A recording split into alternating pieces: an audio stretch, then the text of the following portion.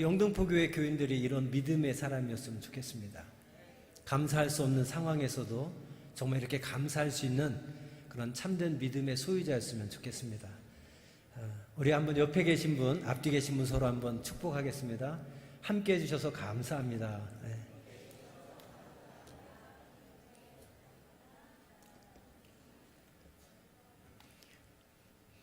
오늘도 이런저런 이유로 출타한 분들이 많으시지만 오늘 예배 함께 해주셔서 감사드립니다. 다음 주일은 교회력에 의해서 우리 교회에서는 맥주 감사 주일로 지킵니다. 그래서 오늘은 감사에 대한 말씀을 좀 나누려고 준비를 했습니다. 제가 구세군 사관대학원대학교 교수로 4년 동안 사역하면서 과천에 살았는데요. 과천에 살다가 본영으로 발령을 받아서 본영으로 이사를 했습니다. 본영의 사택이 부가연동에 있는데 언덕 하나만 넘어가면 바로 이화여자대학교입니다. 조금 더 내려가면 연세대학교입니다. 처음에 이사를 해서 아이들과 그 언덕을 하나 넘어가서 이화여대 앞에 가면 골목길에 포장마차가 가득합니다. 다양한 먹거리들이 그냥 가득가득한데 아이들이 떡볶이 먹고 싶다고 오뎅 먹고 싶다고 그래서 길거리에 가서 그걸 사 먹기 위해서 아이들과 함께 주말에 이화여대 앞에 갔습니다. 이화여대 앞에 정문에 이르러서 딸들에게 이야기했습니다. 이게 무슨 학교인지 알아? 네, 이화여자대학교예요. 아빠가 너희 딸들에게 소원이 하나 있는데 너희가 여기에 입학하면 참 좋겠다 그랬습니다. 그랬더니 딸들이 저를 보면서 하는 말이 아빠 꿈 깨 그러더라고요. 가능한 걸 얘기하면 들어주겠는데 도저히 불가능하니까 꿈 깨라는 거예요. 그래서 제가 그 시간 꿈을 깼습니다. 그러나 다른 소원을 아이들에게 가졌어요. 물론 옛날부터 가졌던 소원입니다. 저희는 사관 생활하면서 형편이 그렇게 넉넉하지 않기 때문에 아이들 지금까지 과외 한번 못 시켜봤고 학원 한번 못 보내봤어요. 그리고 부부가 같이 사역하다 보니까 아이들을 제대로 케어할 만한 시간도 많지 않았습니다. 그리고 아이들을 잘 키울 만한 어떤 능력도 저희에게는 없습니다. 그래서 옛날부터 하나님 앞에 기도하는 거는 하나님께 맡기고 하나님께서 키워주십시오. 하나님께서 잘 키워주십시오. 이게 저희 부부의 기도 제목이었습니다. 혹이라도 공부를 잘해서 이화여자대학교에 들어갔으면 좋겠다는 소원을 가졌지만 아이들이 꿈 깨라는 말에 그날부로 제가 현실을 직시하고 꿈을 깼습니다. 그리고 다른 소원을 가졌는데 무슨 소원이냐? 하나님, 우리 아이들이 공부는 못해도 하나님을 누구보다 사랑하는 아이들이 되게 하여 주옵소서. 그리고 하나님 사랑으로 모든 사람을 사랑하며 살아갈 수 있는 그런 딸들이 되게 하옵소서. 이게 딸들을 향한 아버지의 소원이고 기도였습니다. 그런데 요즘 하나님께서 그 소원을 조금 이루어 주시는 것 같습니다. 딸들이지만 생각하는 것마다 마음 먹는 것마다 말하는 것마다 참 예쁘고 감사할 때가 있습니다. 지난 주일에는 수요일날이었네요. 7월 5일자 오후 8시 25분에 제 친동생이 페이스북에다가 이런 글을 올렸습니다. 저도 전혀 모르고 있다가 이 글을 보고 알게 되었는데요. 동생의 글입니다. 이모부 이모, 고모부 고모 선교 간다고 너희들이 정성껏 모아 건네준 선교비 5만 원. 이모가 너희들이 건네준 첫 선교비를 어떻게 사용할까 고민하다가 드디어 답을 찾았단다. 열심히 키보드 공부하는 네팔 학생들 중에서 3명을 선정하여 마지막 강의 시간에 장학금을 줄 예정이란다. 너희들이 모아준 5만 원은 이곳에서 선생님들의 한 달 월급이란다. 아주 큰 돈이지. 그렇게 심겨지는 너희들의 헌금이 주렁주렁 열매 맺길 이모가 기도할게. 오늘 아침 주신 성경 말씀 한 구절을 너희들과 나눌게. 자기를 위하여 재물을 쌓아두고 하나님께 대하여 부요하지 못한 자가 이와 같으니라. 여기에 대해서 딸들이 댓글을 달았는데 제가 적어왔습니다. 김혜수도 고모, 고모부 비록 큰 돈은 아니지만 하나님 전하는 일에 조금이나마 도움이 되었으면 좋겠어요. 건강 조심하시고 남은 사역도 힘내세요. 고모와 고모부의 네팔 사역을 위해 한국에서도 기도할게요. 사랑합니다. 둘째 딸 사랑입니다. 댓글. 우와, 이렇게 좋은 일에 쓰였다니. 고모 건강 조심하시고 힘내세요. 기도할게요. 사랑해요. 참 이 글을 보면서 제가 막 엉엉 울었습니다. 사관 생활에 용돈도 제대로 넉넉하게 줘본 적이 없고 제대로 주지도 못하는데 용돈 작다고 엄마 아빠를 욕하지도 않고, 그 용돈이 생기면 나가서 친구들하고 놀고 싶고 맛있는 거 사 먹고 싶을 텐데 부모도 모르게 동생이 네팔 선교 간다고 형제들끼리 돈을 모아서 5만 원 선교비를 건네준 것 같습니다. 동생 선교 가는데 저도 선교비 10,000원도 못 줬는데 저희보다 나은 것 같습니다. 어린 아이들이지만 작은 돈에, 그러나 그들에게는 어쩌면 큰 돈일지 모르는데 하나님이 기뻐하실 만한 일들을 위해서, 또 정말 어려운 네팔의 가난한 사람들을 위해서 저들이 그 돈을 아끼지 아니하고 베풀 수 있었다는 것, 나눌 수 있었다는 것, 그 마음 주시고 그 믿음 주신 하나님 앞에 참으로 감사한 한 주였습니다. 오늘 본문 말씀은 우리를 향한 하나님의 뜻에 대해서 말씀하고 있습니다. 범사에 감사하라. 이는 그리스도 예수 안에서 우리를 향하신 하나님의 뜻이다 그랬습니다. 저는 여기서 하나님의 뜻이라고 하는 단어를 소원으로 대신 번역하고 싶습니다. 우리를 향한 하나님의 소원이 있습니다. 그것은 아주 특별한 것이 아닙니다. 딸들처럼 제가 아버지의 소원이 이화여대 가라, 도저히 불가능한 것을 가지고 소원이라고 하면 부담스럽죠. 도저히 이루어드리기가 힘들 겁니다. 그러나 할 수 있을 만한 것, 가능한 것을 가리켜서 이것을 하면 이것이 내가 널 향한 소원이라고 그러면 누구든지 다 들어줄 수 있을 겁니다. 그런데 오늘 본문 말씀을 묵상할 때마다 저는 감사한 것이, 하나님께서 우리를 향한 소원이 있는데 그 소원이 불가능한 것이 아니라는 거죠.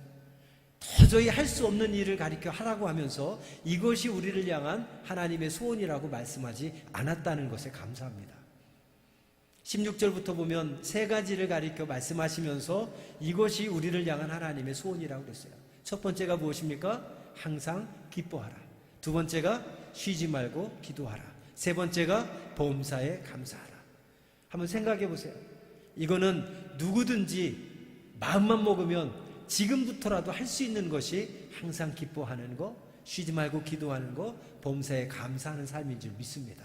한번 따라하겠습니다. 누구든지 마음만 먹으면 지금부터라도 할 수 있는 것이다. 할렐루야.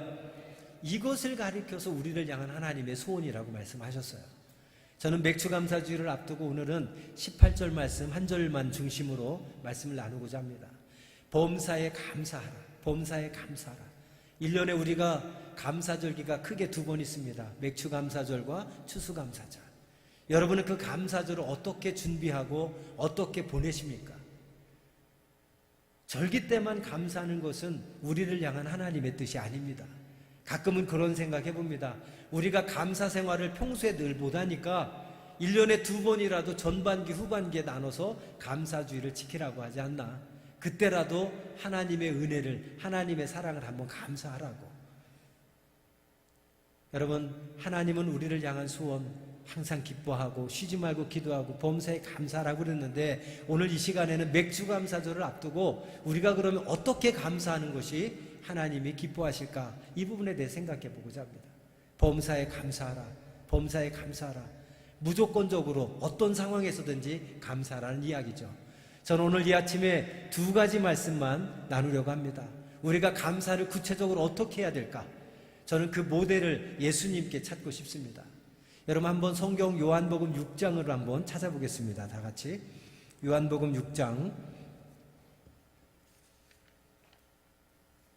11절 말씀을 같이 찾아서 한번 함께 읽도록 하겠습니다. 요한복음 6장 11절입니다. 함께 읽습니다. 예수께서 떡을 가져 축사하신 후에 앉아있는 자들에게 나눠주시고 물고기도 그렇게 그대로 원대로 주시니라. 자, 11절 말씀에 보면 예수께서 떡을 가져 축사하신 후에 라고 했습니다. 축사하신 후에. 한자 성경에 보면 빌축자에 사례할 사자를 쓰고 있습니다. 영어 성경에 보면 He gave thanks to God이라고 번역하고 있습니다. 축사했다는 게 무슨 말입니까? 예수님께서 하나님께 감사를 드렸다는 거예요. 예수님의 감사를 이 말씀 속에서 찾아볼 수 있는데, 예수님의 감사의 특징 첫 번째는, 여러분, 예수님이 감사를 드린 시점을 한번 잘 주목해서 보시기 바랍니다. 지금 감사의 기도를 드렸습니다. 그리고 12절과 13절을 보십시오. 그들이 배부른 후에 예수께서 제자들에게 이르시되 남은 조각을 거두고 버리는 것이 없게 하라 하심으로 13절 이에 거두니 보리떡 5개로 먹고 남은 조각이 12바구니에 찼더라. 우리가 잘 아는 오병이어의 기적에 관한 말씀입니다. 오병이어의 기적이 언제 일어났습니까? 예수님이 기적이 일어난 후에 감사를 했습니까? 기적이 일어나기 전에 지금 감사하고 있습니까? 말씀을 보면 분명히 예수님은 기적이 일어나기 전에 하나님께 미리 감사하고 있는 것을 우리는 발견할 수 있습니다. 예수님의 감사의 첫 번째 특징은 미리 감사하시는 거예요. 미리 감사하시는 거예요. 여러분, 우리의 감사는 어떻습니까? 항상 조건적인 감사죠. 결과에 따른 감사입니다. 하나님, 기도 응답해 주셔서 감사합니다. 내 문제 해결해 주셔서 감사합니다. 축복해 주셔서 감사합니다. 좋은 직장 들어가게 해주셔서 감사합니다. 대학교에, 대학원에 합격하게 해주셔서 감사합니다. 좋은 배필 만나게 해주셔서 감사합니다. 사업 잘 되게 해주셔서 감사합니다. 우리의 감사는 다 조건적인 감사예요. 그리고 결과에 따른 감사입니다. 그러나 예수님의 감사는 결과에 따른 감사가 아니라 미리 드린 감사였어요. 예수님의 미리 드린 감사를 통해서 어떤 일이 나타났습니까? 거기에 많은 수많은 사람들이 배불리 먹고도 12광주리가 남는 놀라운 기적이 일어난 줄 믿습니다. 한번 따라하겠습니다. 감사는 기적을 불러온다. 감사는 문제를 해결한다. 감사는 축복을 불러온다. 할렐루야. 감사의 능력입니다. 감사의 능력. 그러면 예수님께서 감사하신 상황을 한번 우리가 살펴보겠습니다. 요한복음 6장 7절 말씀을 보십시오. 6절에 예수님께서 5절에 여기 많은 무리들에게 빌립에게 이르시되 5절 말씀 보십시오. 하반절에 빌립에게 이르되 우리가 어디서 떡을 사서 이 사람들을 먹이겠느냐. 그러자 6절에 예수님께서 이렇게 말씀하시면 어떻게 하실지를 친히 아시고 빌립을 시험하기 위함이다 그랬습니다. 그러자 7절에 빌립이 뭐라고 합니까? 빌립이 대답하되 각 사람으로 조금씩 받게 할지라도 200데나리온의 떡이 부족하니이다. 예수님의 제자 중에서 재정을 담당했던 빌립은 머리 빠르게 재정으로 계산했습니다. 돈을 계산했어요. 이 많은 사람을 다 먹이려면 200데나리온의 돈이 필요한데 지금 그 돈이 없어서 이 사람들을 먹일 수가 없다는 겁니다. 그리고 그 다음 절에 8절 말씀을 보세요. 8절에 보면 제자 중 하나 곧 시몬 베드로와 형제 안드레가 예수께 여짜오되 9절 여기 한 아이가 있어 보리떡 5개와 물고기 2마리를 가지고 있나이다. 그러나 그것이 이 많은 사람에게 얼마나 되겠삼나이까. 지금 양식이 있긴 있어요. 음식이 있긴 있지만 보리떡 5개 물고기 2마리밖에 없습니다. 이것을 가지고 이 모든 사람을 어떻게 먹이겠습니까? 지금 제자들이 하는 이야기들은 다 뭡니까? 할 수 없다는 거예요. 불가능하다는 거예요. 도저히 안 된다는 겁니다. 다들 안 된다, 할 수 없다, 불가능하다고 하는 그 상황에서 예수님이 하신 것은 무엇입니까? 감사를 드린 줄로 믿습니다. 우리 성경 몇 장만 뒤로 넘겨서 11장으로 가보겠습니다. 요한복음 11장 말씀을 찾아보십시오. 요한복음 11장 41절을 한번 다 같이 읽어보겠습니다. 스크린에도 뜨고 있죠. 네, 41절 말씀 함께 읽습니다. 돌을 옮겨 놓으니 예수께서 눈을 들어 우러러 보시고 이르시되 아버지여 내 말을 들으신 것을 감사하나이다. 여기도 지금 예수님의 감사가 기록되어 있습니다. 자, 그러면 이 예수님의 감사, 이 말씀 속에서도 예수님이 언제 감사했는지 감사를 드린 시점을 한번 살펴보시기 바랍니다. 42절 말씀부터 보세요. 항상 내 말을 들으시는 줄을 내가 알았나이다. 그러나 이 말씀 하옵는 것은 둘러선 무리를 위함이니 곧 아버지께서 나를 보내신 것을 그들로 믿게 하려 함이니이다. 43절 이 말씀을 하시고 큰 소리로 나사로야 나오라 부르시니 44절 죽은 자가 수족을 배로 동인 채로 나오는데 그 얼굴은 수건에 쌓였더라. 예수께서 이르시되 풀어놓아 다니게 하라 하시니라. 죽은 나사로가 살아난 줄 믿습니다. 이 기적이 언제 일어났습니까? 예수님이 언제 감사를 드렸습니까? 죽은 나사로가 살아난 다음에 감사를 드렸습니까? 살아나기 전에 감사를 드렸습니까? 예수님은 분명히 죽은 나사로가 살아나기 전에 지금 하나님께 감사의 기도를 드리고 있음을 우리는 이 말씀 속에서 찾아볼 수 있습니다. 예수님의 감사는 우리의 감사는 다른 감사를 드리고 있습니다. 다시 말씀드리지만 우리는 항상 조건적인 감사예요. 하나님이 내 기도 들어주시면 감사해요. 내 문제 해결해 주시면 감사합니다. 하나님의 복 주시면 감사합니다.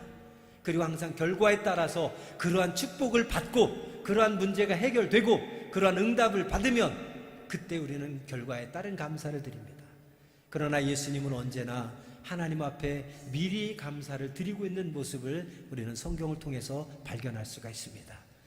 맥주 감사절을 앞두고 저는 우리가 이런 예수님의 감사를 본받았으면 좋겠습니다.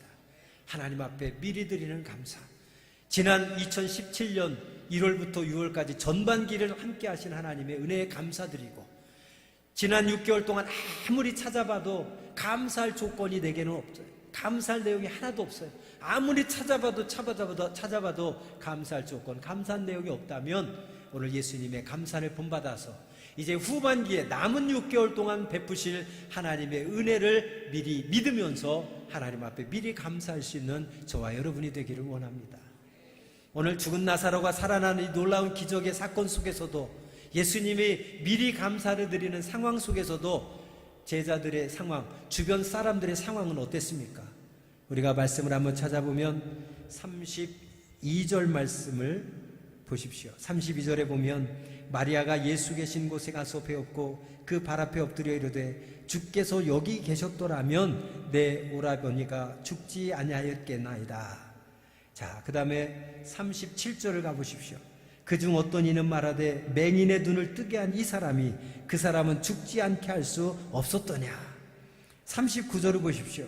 예수께서 이르시되 돌을 옮겨 놓으라 하시니 그 죽은 자의 눈이 마르다가 이르되 주여 죽은 지가 나흘이 되었음에 벌써 냄새가 나나이다. 예수님이 드린 감사의 그 상황이 어땠습니까? 이미 늦었다고 안 된다는 거예요. 죽어서 시체가 지금 썩어서 냄새가 나고 있어서 살릴 수가 없다는 겁니다. 다들 안 된다고, 할 수 없다고, 불가능하다고 얘기하지만 그 상황에서 예수님은 뭘 했습니까? 감사를 드리고 있음을 우리는 이 말씀을 통해서 발견할 수 있습니다. 여러분, 감사는 감사할 수 있는 조건에서만 감사하는 것이 아니라, 감사할 일이 있어서만 감사하는 것이 아니라, 남들이 다 안 된다고, 할 수 없다고, 불가능하다고 할 그때가 바로 우리가 감사해야 될 때인 줄로 믿습니다. 그것이 바로 범사에 감사하라는 우리를 향한 하나님의 소원을 순종하고 실천하는 믿음인 줄 믿습니다. 여러분, 아까 김희아 부교님 간증 보셨죠? 감사할 수 있는 조건이 있습니까? 감사할 수 있는 상황입니까? 감사할 조건도 없고 감사할 상황은 아니지만 그 속에서 살아갈 때 자기는 살아갈 수가 없고 사람들 앞에 당당히 나설 수도 없었지만 그가 작은 감사를 찾아서 감사하기 시작했을 때 자신의 삶의 목적을 찾게 되었고 존재의 목적을 찾게 되었고 자기의 모습을 통해서 이제는 하나님 눈물 흘리게 안 해드리고 자기의 모습을 통해서 하나님을 기쁘게 하는 눈물을 흘려드리겠다는 마음의 소원을 가지고 하나님 앞에 감사하고 있는 모습을 우리는 볼 수가 있었습니다. 제가 지금도 잊혀지지 않는 건 전도사 생활할 때 중학교 3학년짜리 남자아이가 하나 있었습니다. 교회에서 부흥회를 하는데 저녁에 교회 부흥회 참석하려고 오다가 교통사고를 났습니다. 그리고 다리 한쪽이 부러졌어요. 병원에 입원을 했습니다. 부흥회 때문에 바로 신방 가지 못하고 저녁 집회 마치고 저녁에 입원한 곳으로 신방을 갔습니다. 병원에 딱 문을 열고 들어가는 순간 병상에 누워있던 그 중학교 3학년짜리 남자애가 전도사님 그러는 거예요. 저를 보고. 그러자 부모님들이 믿지 않았는데 아버지가 성격이 되게 아주 그러신 분입니다. 전도사님이란 소리를 듣자마자 고개를 돌리시더니 제게 와서 제 멱살을 잡고 막 흔들면서 욕을 하는 거예요. 너 때문에 내 아들 다쳤다고 고쳐내라고. 너가 교회 부흥회 한다고 불러가지고 교회가 다 다쳤으니 고쳐내라고 막 욕을 하는 거예요. 그때 중학교 3학년짜리 그 아이가 병상에서 아버지에게 소리칩니다. 아버지, 우리 전사님 가지고 왜 그러세요? 내가 하나님을 믿었으니까 교통사고 나서도 다리 한쪽만 부러졌지 하나님 안 믿었으면 죽었을지 모르잖아요. 중학교 3학년짜리가 그러는 거예요. 제 그 중학교 3학년짜리의 그 말, 감사를 말하는 거에 제가 감동을 받아서 얼마나 눈물을 흘렸는지 모릅니다. 여러분, 그런데 하나님께서는 그 아이의 감사를 받으셨어요. 그리고 가정을 다 구원해 주시는 놀라운 축복을 허락해 주신 줄 믿습니다. 하나님은 감사를 받으세요. 하나님은 감사를 원하세요. 우리가 감사할 일이 있을 때만 감사하는 것이 아니라 감사할 수 없는 상황에서도 감사하기를 원하십니다. 왜요? 하나님의 하나님 되심을 인정하고 고백하는 것이 감사이기 때문입니다. 어느 한 사람이 하나님께 복숭아를 달라고 간절히 기도를 했습니다. 그래서 하나님께서 복숭아를 10개를 주셨습니다. 하나님 복숭아 먹고 싶다니까 복숭아 10개나 주셔서 감사합니다. 10개 중에 하나는 하나님의 것으로 떼고 아직도 9개가 남아있어요. 하나님 복숭아 주셔서 감사합니다. 하나도 감사로 뗐습니다. 몇 개가 남았습니까? 아직도 8개가 남았어요. 함께 따라합시다. 아직도 8개가 남았네요. 네, 아직도 8개가 남아서 혼자 8개 아주 실컷 배불리 잘 먹었다고 합니다. 또 한 사람이 기도했습니다. 하나님 복숭아 먹고 싶습니다. 복숭아 주세요. 이 사람도 복숭아 10개를 하나님 주셨습니다. 복숭아를 보자마자 너무 반가워서 그 자리에서 혼자 5개를 다 먹고 말았습니다. 몇 개가 남았습니까? 아직도 5개가 남았어요. 한번 더 하랍니다. 아직도 5개가 남았네요. 네, 아직도 5개가 남았어요. 이때 또 하필이면 하나님 생각이 딱 떠오릅니다. 하나님 생각이 났어요. 5개 주셨어요? 10개 주셨어요? 5개 주셨습니까? 10개 주셨습니까? 10개 주셨습니다. 하나는 하나님 거 떼고 또 하나님께 감사함으로 됐습니다. 몇 개 남았습니까? 아직도 3개가 남아서 3개 또 맛있게 잘 먹었다고 합니다. 또 한 사람이 복숭아를 달라고 하나님께 기도했습니다. 하나님이 복숭아 10개를 주셨어요. 이 사람은 그 자리에서 하나님을 기억하지도 않고 9개를 혼자 다 먹어버렸습니다. 몇 개 남았습니까? 하나밖에 안 남았어요. 근데 이때 하필이면 또 하나님 생각이 나는 거예요. 하나님께 드리려고 보다 보니까 몇 개 남았어요? 하나밖에 안 남았어요. 이제 전부가 되는 거예요. 전부를 드리려고 생각이 드는 거예요. 그러니까 하나님 앞에 부담스러워서 이 하나를 절대 못 드립니다. 여러분, 하나님은 복숭아를 하나 주셨습니까? 10개 주셨습니까? 분명히 10개 주셨습니다. 9개는 어디로 갔습니까? 내가 다 먹었습니다. 여러분, 우리는 살아가면서 하나님께서 내게 생명 주시고 건강 주시고 물질 주시고 자녀 주시고 재능 주셨습니다. 내가 열심히 하고 내가 땀 흘리고 내가 수고해서 이 모든 것들을 소유하고 누리고 있는 것 같지만 하나님께서 한순간이라도 내게 이것들을 허락해 주시지 않으면 이것들은 내 것이 될 수 없습니다. 오늘 밤이라도 하나님께서 우리를 부르시면 우리는 이 모든 것 놓고 하나님의 품으로 돌아가야만 됩니다. 그런데 하나님께서 10개를 다 주셨는데 9개는 나를 위해서 다 쓰고 하나밖에 없다고 이것을 어떻게 하나님께 드리냐고 우리는 늘 반문하며 살아갈 때가 많이 있습니다. 여러분, 하나님께서 허락하신 것들은 하나님이 허락해 주신 동안만 내가 사용할 수 있고 누릴 수 있습니다. 하나님 허락해 주신 동안 모든 것이 하나님의 것임을 기억하시고 나 자신만을 위한 삶이 아니라 내 자신에 대해서만 부유한 자가 아니라 하나님께 대하여 부유한 자가 되길 주의 이름으로 축원드립니다. 다음 주는 맥주감사주일로 지킵니다. 저는 어려서부터 절기를 또 목회하면서도 지금까지 절기를 한 번도 형식적으로 그냥 넘긴 적이 없습니다. 저는 절기를 최선을 다해서 준비해서 하나님 앞에 최선의 절기를 드려왔습니다. 제가 어려서부터 그랬고 목회를 하면서도 그랬습니다. 분명한 것은 절기를 통해서 우리가 정말 최선을 다하여 하나님 앞에 감사한 마음으로 드릴 때에 하나님은 그 이상으로 우리에게 크신 은혜와 축복을 허락해 주셨던 분임을 저는 분명히 기억하고 있습니다.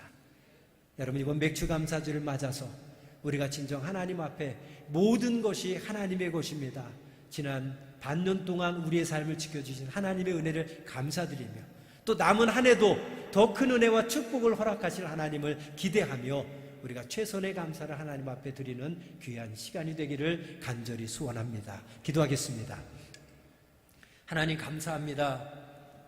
우리에게 생명 주시고 건강 주시고 시간 주시고 물질 주시고 자녀 주시고 재능 주심을 감사드립니다.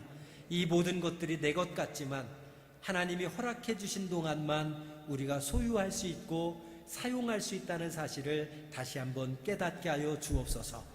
그리고 모든 것의 주인 되시고 이 모든 것들을 누릴 수 있도록 사용할 수 있도록 허락해 주신 하나님께 감사할 수 있는 저희들 되게 하여 주옵소서. 예쁜 여자 김희아 부교님처럼 그리고 오늘 예수님의 감사를 본받아서 우리의 삶 속에 우리를 향한 하나님의 소원을 이루어드리며 항상 미리 감사하고 어떤 상황에서도 범사에 감사하며 살아갈 수 있는 하나님의 자녀 되게 하여 주옵소서. 예수님의 이름으로 감사하며 기도합니다. 아멘.